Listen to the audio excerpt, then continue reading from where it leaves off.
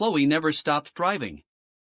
The rain clashed against the windows of the truck, the roar of the thunders and the lighting all around them, the waterfall on the windshield so thick that only a few meters ahead were visible.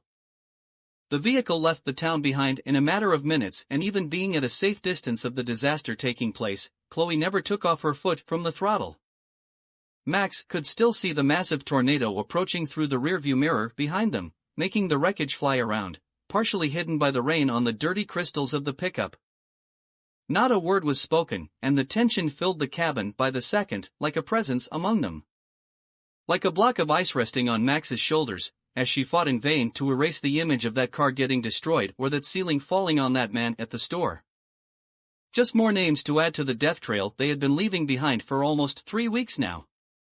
Because it was all her fault, and she understood that now. 1 freak storm was a thing. 2 freak storms was an impressive coincidence.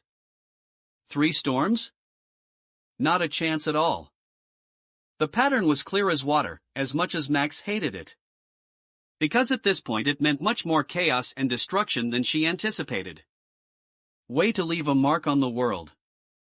Chloe, she said, with her voice broken, heavy and wary. What? Chloe asked, her eyes fixed on the road ahead. The defeated tone in her voice made Max cringe. You understand what is happening, right? Max could see how the knuckles of her friend went white as she squeezed the wheel between her fingers. Her silence was dry, cold, sharp as a knife for a moment, soon replaced by her characteristic fire. I don't want to hear it, Chloe snapped back, her voice tense and almost high-pitched. The only thing I want now is to get the fuck away from this nightmare. Her words hurt. As sharp as her silence was, Max wasn't sure if she preferred the emptiness or the blow-up. We can't do that, Chloe. Another long intense silence followed, their only company being the loud roar of the truck and the rain, the occasional frustrated sighs Chloe let escape through her lips. Max didn't break it this time. They were away now, enough to lose sight of the tornado, though the sky was dark as if it were night in the middle of the day and the rain kept falling, relentless. Each drop on the windshield felt like an added weight to them. The landscape changed. Less urban, more rural, nothing much on the sides of the road, just fields and the occasional building. The rain slowly stopped, the storm being erased with each kilometer traveled, losing its grip now that they were out of reach. After what felt like an eternity to Max, Chloe finally slowed down the pace, to end up parking the truck carelessly on the side of the road.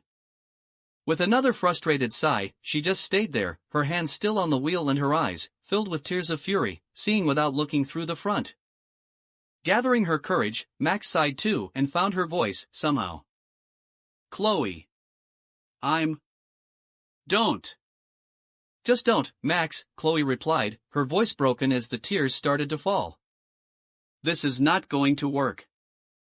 Panic ran down Max's spine like electricity, the edges of her friend's words hurting her more than she expected. What? She asked, almost hoping for Chloe to take her words back. You said this thing is following us, right? Chloe said, like it was obvious. Her lower lip was trembling as she tried to keep the crying at bay. She was still looking through the windshield, her eyes glued on the distant horizon. Yeah. Max said weakly, her hands shaking. She curled them into fists on her lap, trying to keep control. The image of the man being crushed to death by the wreckage still appeared behind her eyelids every time she blinked. 3 storms. This is no coincidence. Then you made a mistake, Chloe said. She shook her head and finally looked at Max in the eye, her blue ones filled with tears and desperation. If this is following us, it's because you didn't do what you were supposed to. I told you. You had to let me go and you didn't. Fuck that.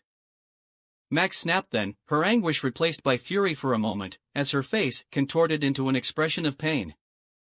I couldn't do that to you. You couldn't. Yes. And now what? We have a fucking body count. We basically murdered 3 towns, Max. The anguish in her voice was deep and painful. The sight of her friend being beyond the level of panic and horror was enough for Max to snap out of her own anxiety, because the single idea of actually doing what Chloe asked for.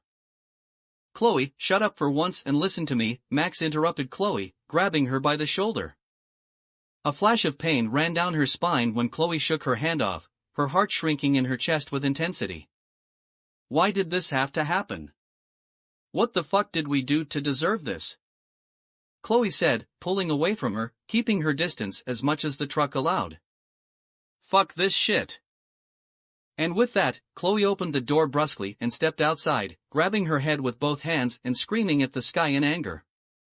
The sound of her crying was loud enough to drown the distant roar of the wind and thunders far behind them. Max swallowed her pain and stepped out too, following her friend to the middle of the road. "Chloe, please." Please what?" Chloe snapped again.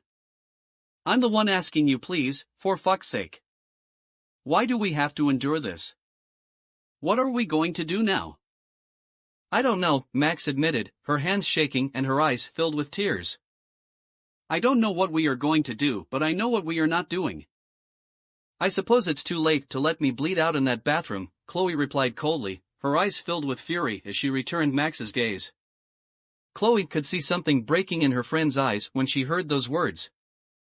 She immediately regretted it. "I'm so..." And at that, Max exploded.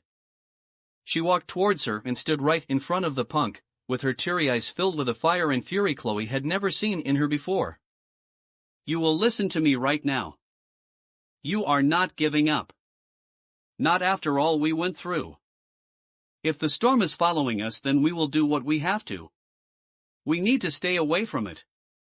I can't fucking lose you again. Not like this, not after all that happened.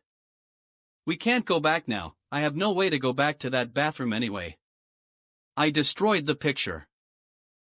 Those words seemed to snap Chloe out of her meltdown momentarily because she stopped talking and just looked at Max in silence, her eyes still tortured and full of guilt and anger.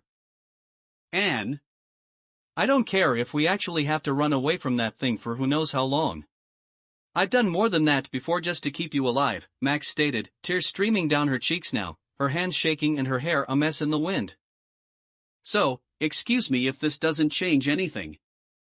They just stared at each other for a moment and then Chloe released another frustrated sigh and looked away.